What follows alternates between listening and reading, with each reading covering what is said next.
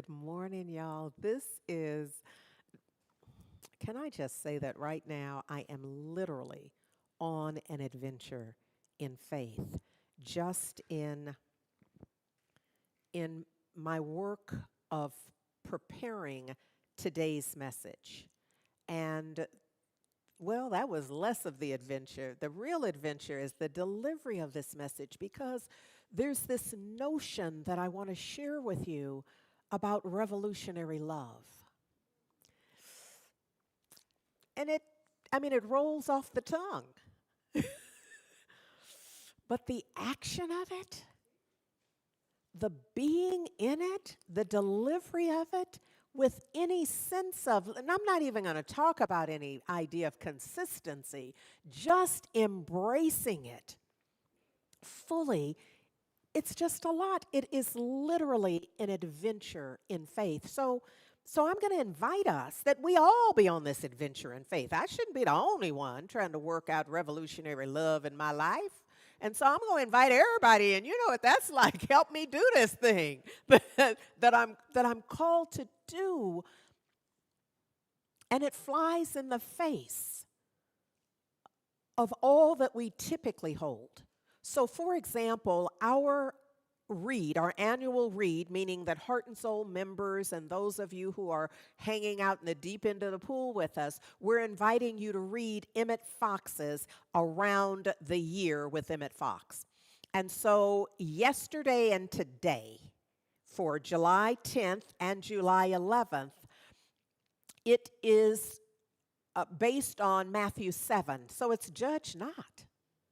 Judge not. Now, that'll keep us busy in terms of revolutionary love because we live in a time, all social media, well, I don't know because I'm not really on it. But my sense is what caused me to choose to be less available to it is that it is judgment. In fact, it seems to be the rule that no point in being there if you're not going to judge. Now, I know everything there is not that, but there does seem to be a pervasive theme of judging and canceling people in our judgment. And it is total. Now, some of us come from a time where sure we judged, but we weren't judging people we didn't know. You know what I mean? Like specifically. By name, judging people we don't know, and the only information we have is some little piece of video that may or may not be them. And it awakens something in us. Here's what I believe. I believe that there is that is in Scripture, much like in common culture. Common culture does not go ahead of us. It reports what we've already been doing. So words in the dictionary are not words that we're making up, hoping to start using. They are words that are in use. So when we read, judge not, and ultimately, lest ye be judged, but don't even worry about that part. Just get started with the judge not part. So when we read that, we realize that that's there because there is overwhelming judgment in the human condition.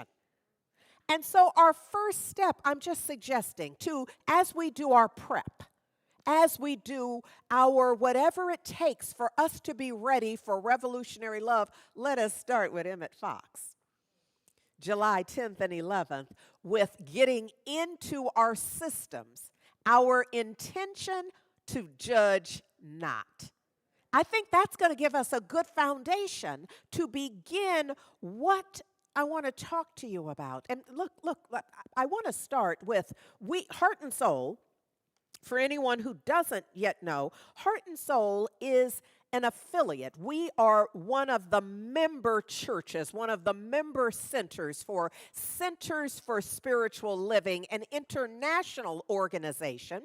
And one of our, the global vision is a document that just speaks to who and how we are. You can find it on our website, heartsoulcenter.org. So if you want to know more about what we believe and who we are and from whence we come, that would be a good place to check in. But what I want to just excerpt from that is, and you hear me say it often, we see a world that works for everyone, where we are called what? To conscious social action. I need to park here. I'm going to pull over for just a minute because I want to make sure this is clear. That we are just not out seeing a world. We're just not looking into the ethers, imagining. That's important because visioning is a divine attribute of spirit. So we see it first. Does that make sense? But that's not all you're doing. You're not just called to see it in your mind. We are called to conscious social action, which means that there's something for each of us to be and do in alignment with what we see, especially as we train our thought towards seeing a world that what works for every. Now, to tell the truth, who even knows what that is? Who even knows? What is a world? Who's seen it? A world that works for everyone. So this is why we must envision it. We must judge not, because that's going to get in the way of us seeing a world that works for everyone. You're not going to see a world that works for everyone while you judge. So we got to line up the order of things. Get really clear in the resonance of our spirit that I'm not judging. And then begin to envision a world that works for everyone, getting ourselves out of the way. That's going to keep us busy. There ain't nothing else we're going to be able to do. Because this is going to take every bit of our consciousness, every bit of our waking hours, all of that. We're going to do the best that we can to do this. But look. Valerie Kaur offers us this idea. She says that anytime we worry that we are dreaming too big, and that vision statement, think now, Rev, what's the next vision? Because I'll start there. You know what I mean? Because it's a big one. But she says anytime we start to worry, and I'm going to add fear or doubt, that's just too big, Rev. Give us a smaller, give me a smaller vision to begin to work on. She says we must remind ourselves and each other that absolutely every unjust social institution in history seemed permanent until it was imagined otherwise.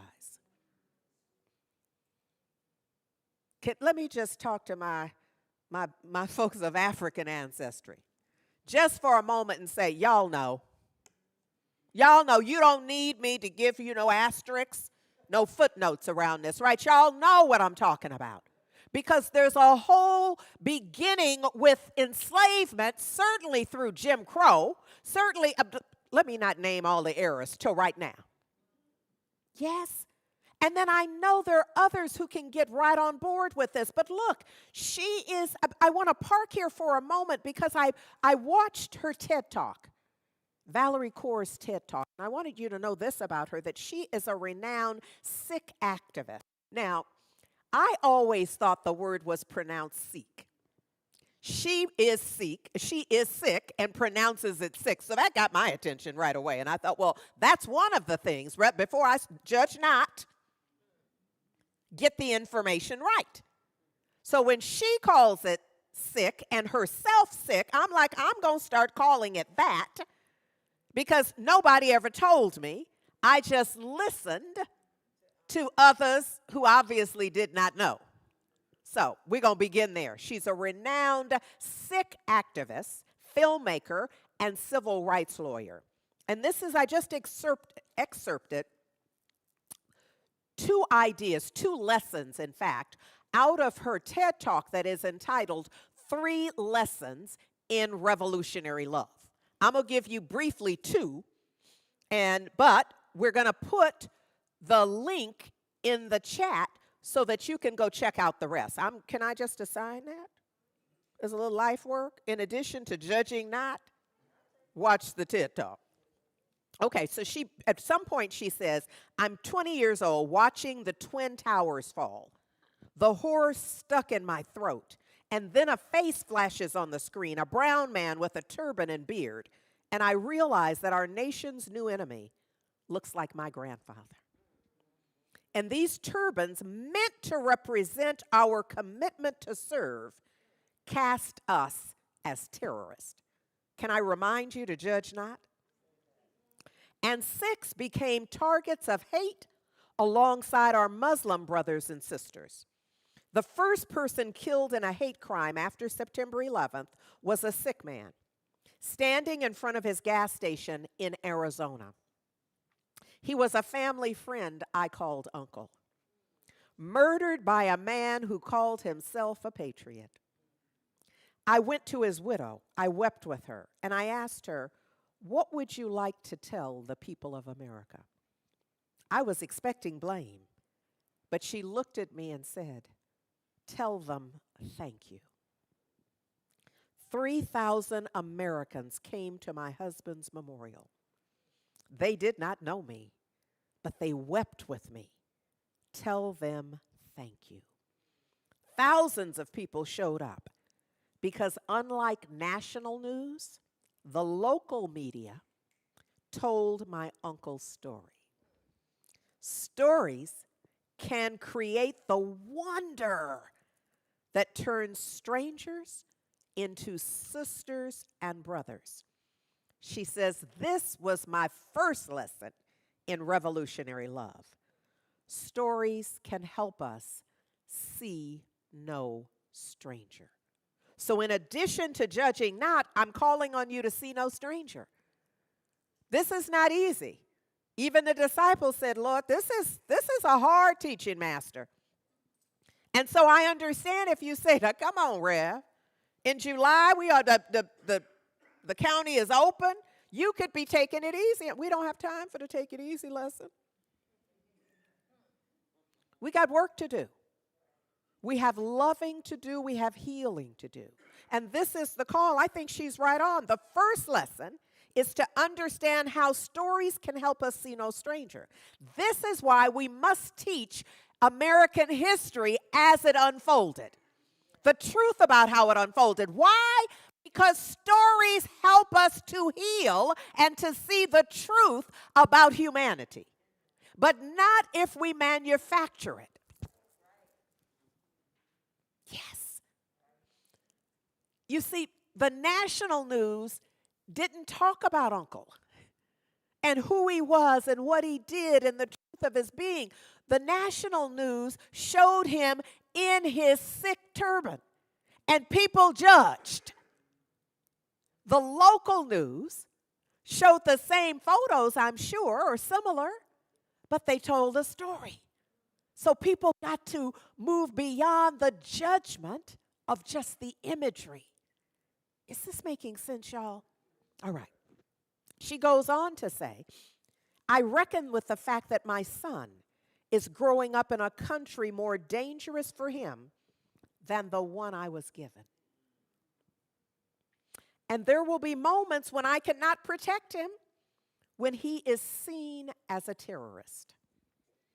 Just as black people in America are seen as criminal, brown people illegal, queer and trans people immoral, indigenous people savage, women and girls as property. Those are other stories about us. That's how we judge.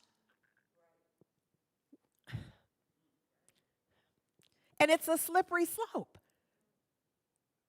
See, you can't judge the one group and then try to get credit for not having judged another, because you're judging. We are judging. And sometimes we think, well, I know better. I know that all black people, I'm black. I know they're not all criminals. But do you look at brown people and immediately assume or immediately wonder? She's calling us to a different wonderment. We cannot afford to judge. None of us can. She says, and when they fail, with all this judgment and this assignment of who we are at a glance, is when they fail to see our bodies as some mother's child. And it becomes easier to ban us, detain us, deport us, imprison us, sacrifice us for the illusion of security. We must, I say to you, invoke wonder and wonderment. She goes on to say, this is the second lesson, that 15 years to the day she returned to the gas station where her uncle was killed. She said she set down a candle on the spot where he bled to death. His brother, Rana, turned to her and said, nothing has changed. And she said, she asked him, who have we not yet tried to love? Write that down. I'm going to invite you to use that as your question. When the thing hits you hard that it's getting worse, worser and worser, to ask yourself, who have we not yet tried to love? We decided to call the murder. See, when you ask the right question, when you ask the right question, it leads you to different actions and activity. Does that make sense? She says, we decided to call the murderer in prison. The phone rings. My heart is beating in my ear, she says. I hear the voice of Frank Roque. I'm guessing that's the pronunciation. A man who once said, I'm going to go out and shoot some towel heads. We should kill their children too. She says, and every emotion within her said, I can't. I'm going to say I can't. Because you know I can't surpasses I can't. So I'm imagining she said aloud, I can't, but she meant I can't. I just can't do this. But they did it anyhow. She said it becomes an act of will to wonder. Our work is cut out for us to bring something different. Why? Because we want a different outcome. So we know we must bring something different to it. Frank says on the phone, I'm sorry for what happened. Well, no, I'm sorry. I'm getting ahead of myself. She asked him, why? Why did you agree to speak with us? See, she's in wonder. She's in wonder. Why did you even take our call? What was that? His answer is, I'm sorry for what happened, but I'm also sorry for all the people killed on 9/11. She says he failed to take responsibility.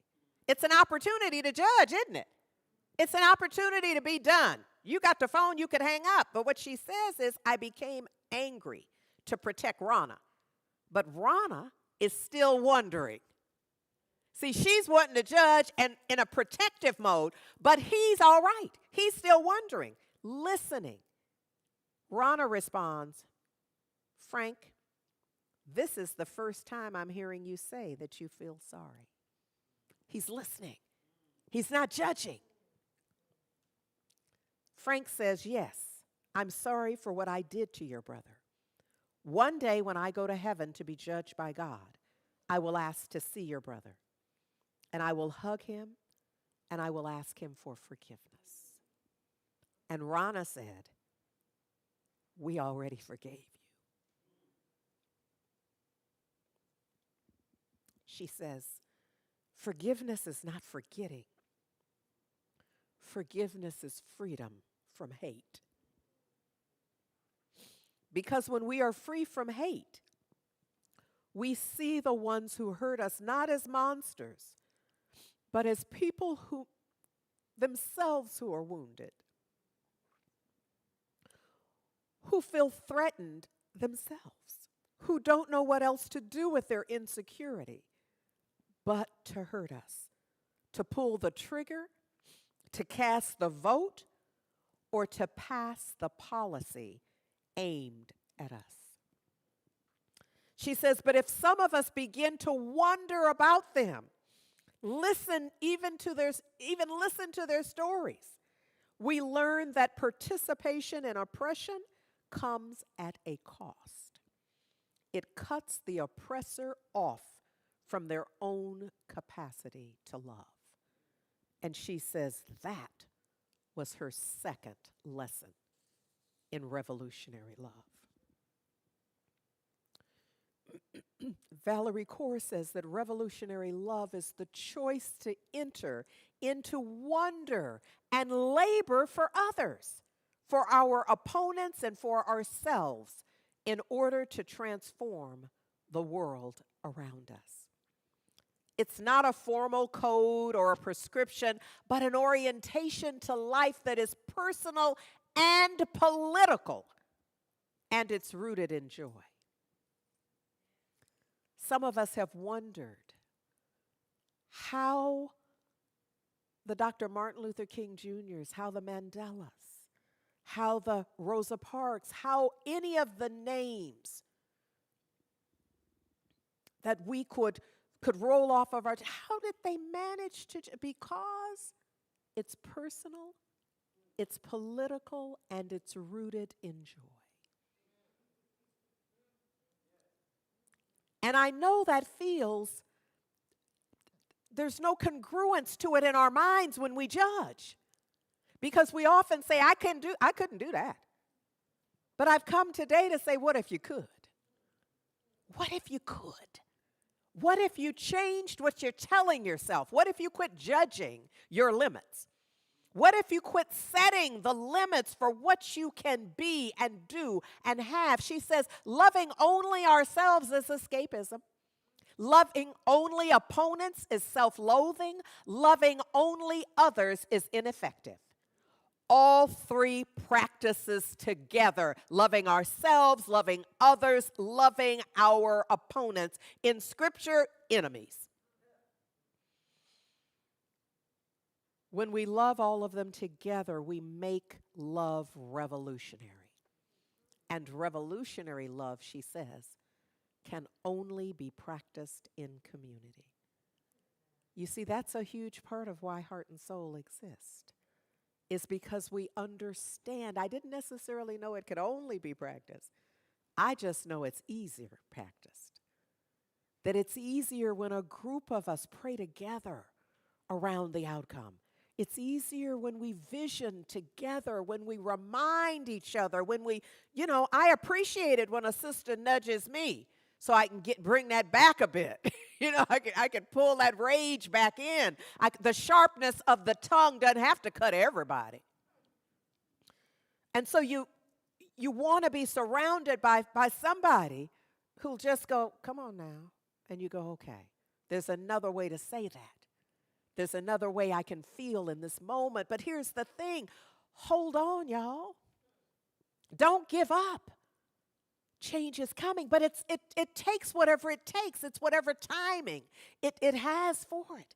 But what I've come today to say is, hold on. Change is coming.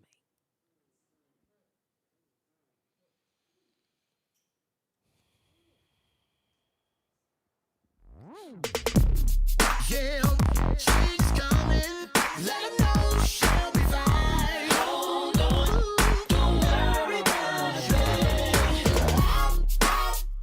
Know that you can make it. Just hold on. Change is coming. Change is coming.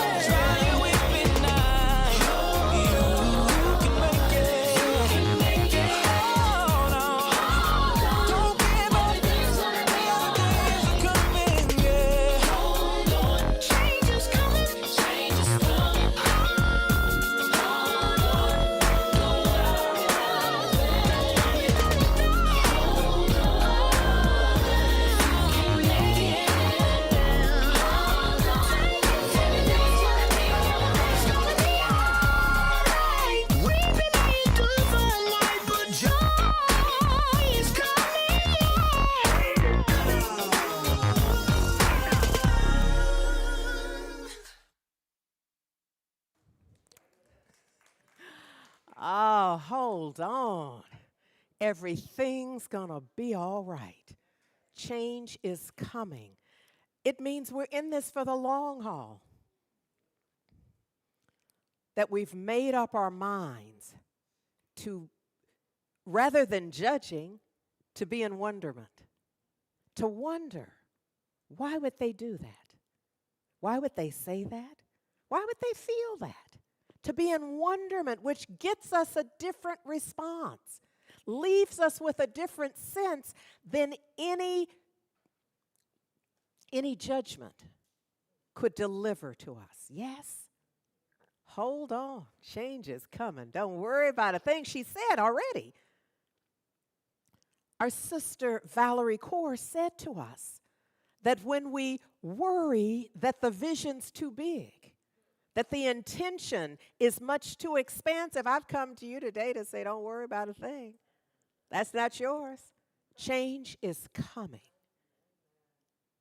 Don't worry about a thing. Look, Dr. Michael Beckwith says that there is a lie that acts like a virus within the mind of humanity.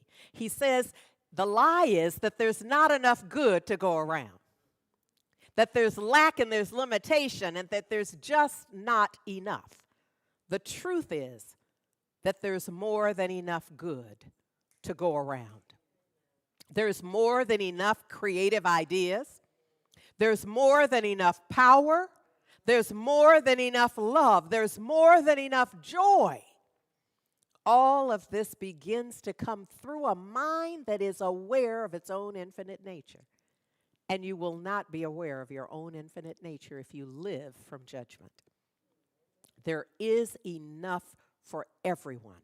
If you believe it, if you see it. Remember, our first part of what we're charged to do is to begin to see a world that works for all. If you can believe it, if you can see it, and if you can act from it, it will show up for you. But don't believe me, try it. Don't believe me. Don't go out and tell nobody. I believe it because she said it. Try it. Prove it for yourself. If it isn't done unto you as you believe. Our beloved sister, Octavia Butler, said, all that you touch, you change. All that you change changes you. The only lasting truth is change. Hold on, change is coming. Yes, that this is us getting ready for all that is. The entire time that I was listening to, watching the TED Talk by Valerie Korb, I kept thinking about Matthew 5. Love your enemies and bless the ones who curse you. Because that seems to me to be what she is practicing from the Sikh philosophy,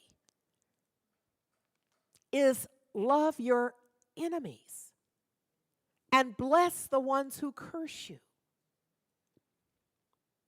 She said, when we love, even in the face of fear and rage, we can transform a relationship, a culture, and a country. What if we just decided to try it? Rather than judging that that's not possible, what if we simply said, you know what? What if she's right? In our wonderment, wonder if she's right about that. Because who would know otherwise? Who has loved enough in the face of fear and rage that you can go on record? And I know there are people, but it's not every one of us, because some of us fall off the train into judgment.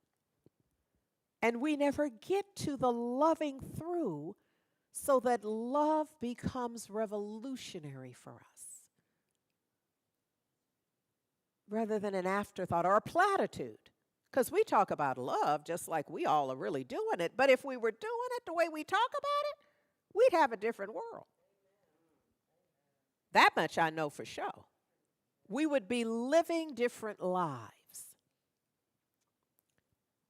She said that what has been an ancient spiritual truth is now increasingly confirmed by science, that we are all indivisibly part of one another. This is why we can't afford to judge. Why? Because we don't have to worry about you being judged by others. Sometimes we misunderstand Scripture and the way that it's written.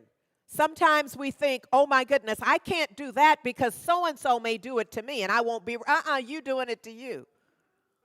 See, that's the risk, is that when you judge, you are being judged by you. Why? Because you're judging. It's who you are. It's what you draw to you. You believe in judgment. And what? It's done unto you as you believe. So while you believe in judgment, you are getting judged by you. Don't worry about nobody else judging you. You's judging you.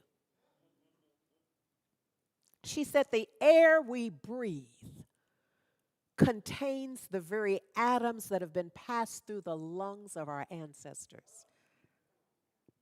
She says our bodies are composed of the same elements created deep inside the furnaces of long dead stars. We are a part of all that is. In the rhetoric, we quickly say God is all there is, and then we live as if that couldn't possibly be true. What she's saying is that is true. That God is all there is. And it's showing up in each, it would have to. How can it be all there is but skip you? Or skip me? It either is or it isn't. I believe it is. So it is about all of us. And when we realize it, we realize the folly and danger in us judging each other. She says we can look upon the face of anyone or anything around us and say as a moral declaration and a spiritual, cosmological, and biological fact, you are the part of me that I do not yet know. You or the part of me that I do not yet know? That's why I'm confused by your behavior. Because you're the part of me that I do not yet know. Can you feel the difference in that? Rather than judge, they must be crazy. That's just the part of me that I do not yet know. When you do that, here's what I have found. Is I find that part of me that, that's the crazy I recognized. But you have to pay attention. You have to wonder enough so that you begin to see yourself. Because what do they say? There's nothing new under the sun. So that you think is new behavior on their part, watch you a little while. Oh, can I just say that, I used to be the traffic police. I was just thinking, I just need me a shield. Something to flash on people. Because these turn signals and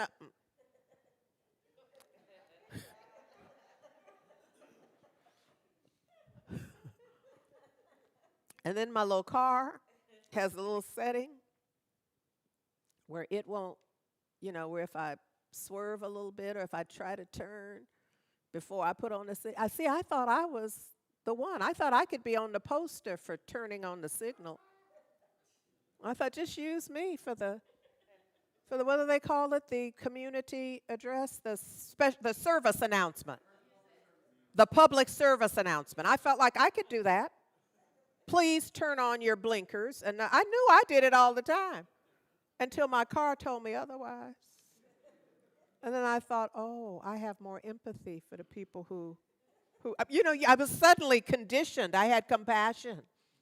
I had a different sense of how that all works. Because what? I saw me.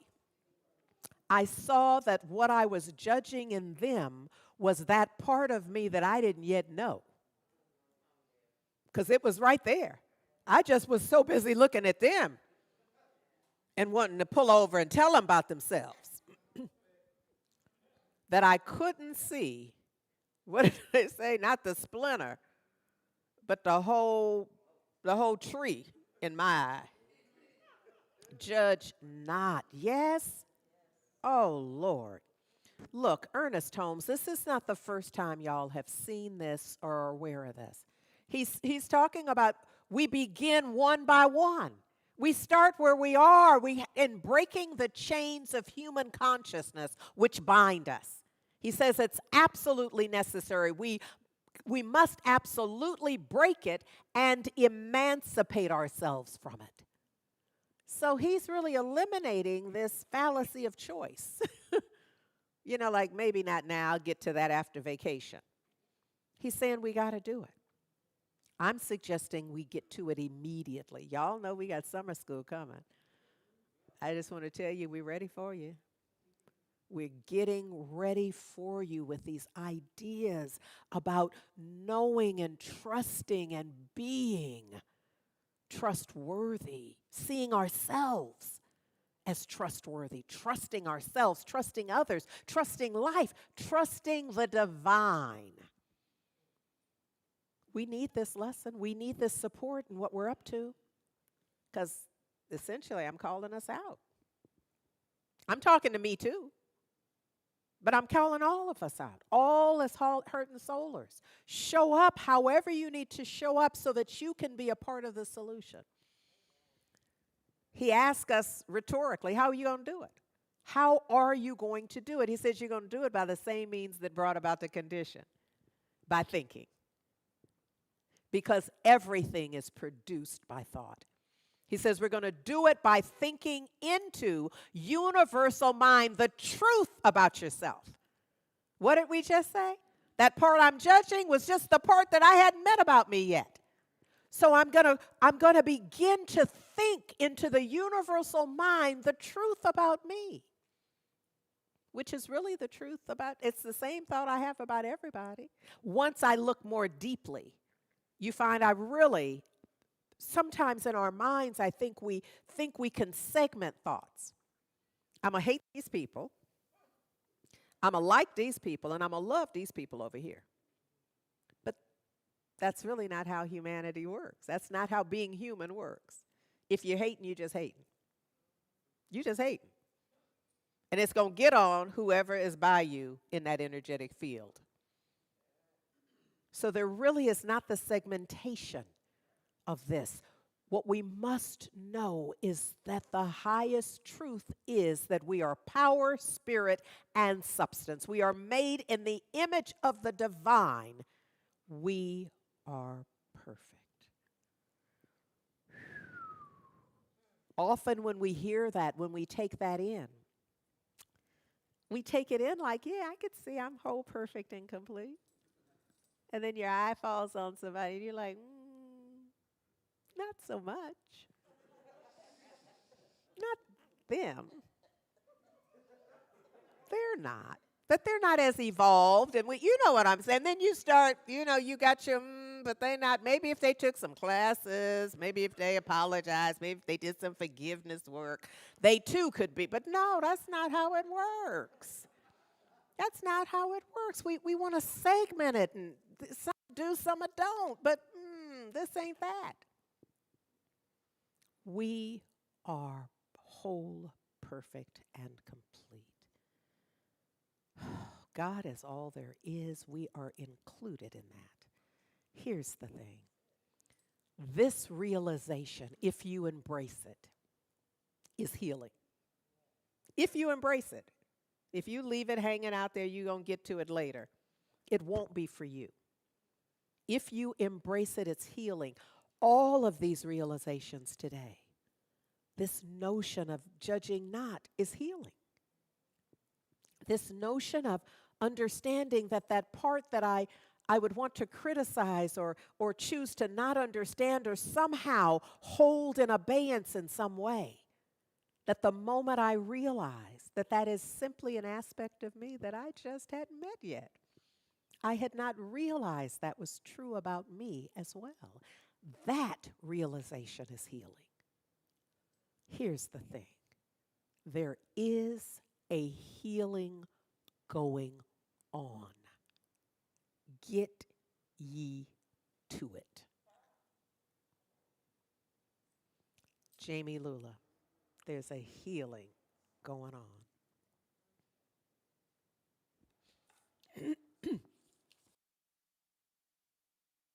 Let me walk to the banks of the river of love, where the current runs deep, baptized in the one, where there's no separation and the light is always seen, honoring all our differences, and love will set us free. Oh, Mother, Father, God, there's a healing going on. Mother, Father, God, there's a healing going on. Mother, Father, God, there's a healing going on. I said, oh, you rock my soul. I said, oh, you rock my soul. I see the blessings of the past. It's time to requalify. Let's not forget, but learn to forgive. God knows we gotta try. It's my responsibility to heal the wounds in me. Compassion, faith, and hope, and love, and truth will set us free. Oh, Mother, Father, God, there's a healing going on. Mother, Father, God, there's a healing going on. Mother, Father, God, there's a healing going on. I said, oh, you rock my soul. I said, oh, you rock my soul. Oh, Lord, I said, Mother, Father, God, there's a healing going on. Mother, Father, God, there's a healing going on. Mother, Father, God, there's a healing going on. I said, oh, you rock my soul. soul. Oh, you rock my soul. I said, oh, you rock my soul.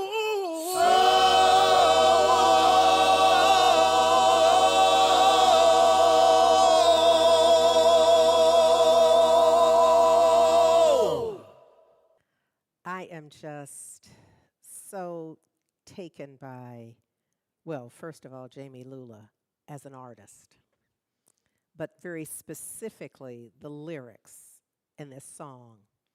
The part at the beginning where he says, where there's no separation and the light is all we see. I want to just shout out to Revelo for putting the lyrics up because often, well, there's certain members of my family, names not to be mentioned, who just make up the lyrics as they go.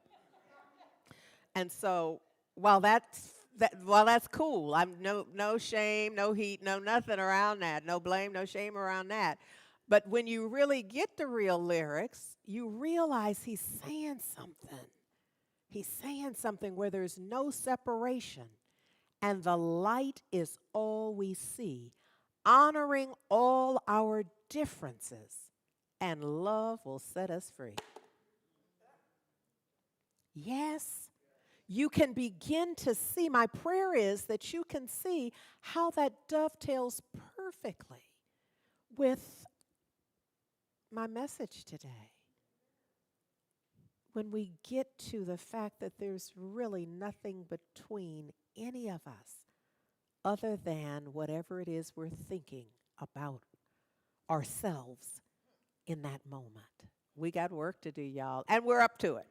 So I'm just big thanks for Jamie Lula and his artistry, for Shelby Five, for Hold On, for our virtual service team, for the hospitality circle, for all of it, for our opening song and our closing song by Brannis McKenzie, and most of all, that you show up from the far corners of the world and to right outside. There are probably some folks tuned in who are next door and not getting up. But I'm grateful. I'm grateful for each and every one of you because I know that we're in this love together and we're doing what is required of us. I want to remind you about summer school, and also I can't resist just allowing y'all to see the trailer. This is the brand new trailer, so if you've seen it before, you've only seen it once because it's only been played once in life. So here you go.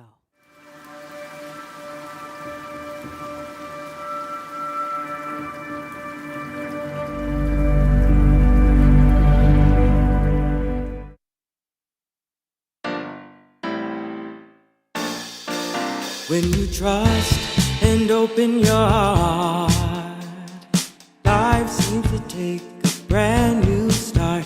When you trust, when you believe, get ready for the good things you will receive. Let the power in you tell you just what to do. When you're lost and going astray, step to the side, get out of your way, and just trust that Spirit will lead you. A loving hand will pull you through. When you trust and just let go, the majestic glories of God will unfold. Let the power in you tell you just what to do. When you're lost and going astray, step to the side, get out of your way, and trust. Early in the morning when you open your eyes, oh, trust. Just as sure as the sun does rise. Take it easy, take it slow. Listen calmly and you will know there's a power in you that always knows what to do when you're lost and going astray. Step to the side, get out of your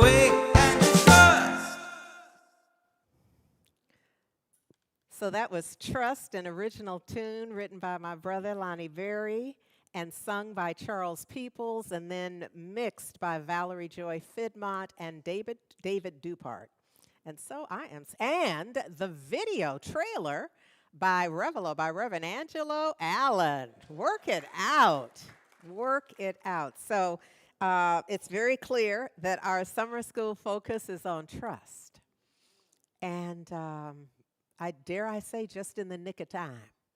Just in the nick of time. So we begin on Wednesday, July 28th. Wednesday, July 28th, and we go for 5 Wednesdays. This is the shortest one we've ever had. This will give you time to have your summer and get your trust on as well. And we begin at 6:30, and we endeavor to be out and done by 8 p.m. Pacific time, and so join us. Be a part of it. Registration is open now. Oh, I love that. Don't you love the infomercials? That registration is open now. Operators are standing by. And so right now, we're just trusting. We're just trusting and knowing, believing on every level of my being that there is one life, the life of God, of Jehovah, of Allah, of Yahweh, of the living one, the strong one, the mighty I am presence. One life. And I'm living it, even as it is living me. One breath. As Valerie Kaur said, from the beginning of time, I am right now breathing the breath of my ancestors, of humanity's ancestors. There's not like new oxygen. That we are immersed in this now moment is made out of the Sankofa living. So we look back, we feel back, we breathe back. Always we are in the divine continuum of eternality. I know we're often obsessed with newness, but this is simply breathing the breath of the divine, the living one, the strong one, the all in all. And then being aware that it is breathing me. That while I am breathing the breath of the breath of the divine is breathing me.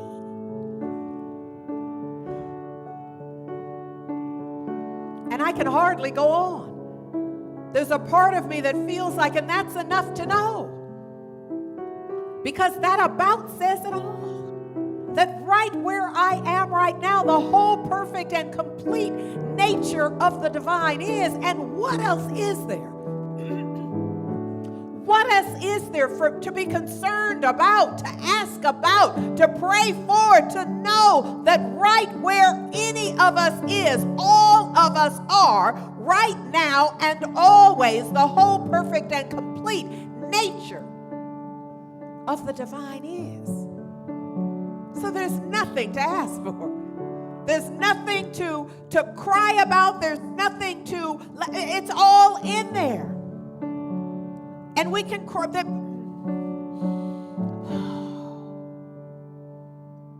It already is.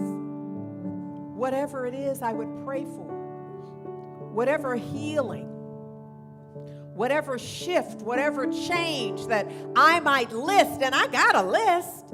It's just when I submit, when I let go, and I let the divine have its full sway in my mind and heart, I get that there's nothing missing.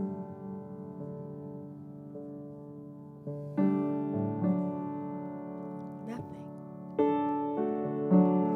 That everything is unfolding in absolute perfect order. Not related to whether I like it, whether that's what I thought I wanted. It's just that I honor that there are no mistakes in God.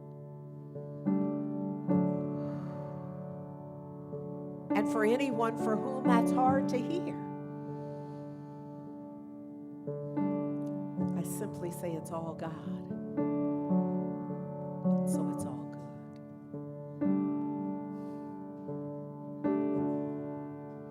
And so knowing this, I'm grateful. Knowing this, I trust. Knowing this, I stand down and allow the perfect unfoldment of life in my life. And I know that what is true for me is simply true. It's not like unique to me. It simply is true. All I'm doing is peeping it. All I'm doing is recognizing. All I'm doing is accepting. All I'm doing is realizing. All I'm doing is relaxing into the truth. God is, I am, and all is well. God is, we are, and all is well. And for this awareness, I am grateful. It is an absolute perfect gratitude that I just let this be, that I release this word. Not my word, not specifically my word. It's the word, it's the truth, that I release this truth into the perfect activity of love, which I know is law. And I don't know the work it's going to do on it. All I know is that it's time for me to let it be, to trust, to know, to allow. And so I do now. And I seal it for all eternity by simply saying Ashe. Amen. And so it is. Y'all, love matters. Always has, does now, always will.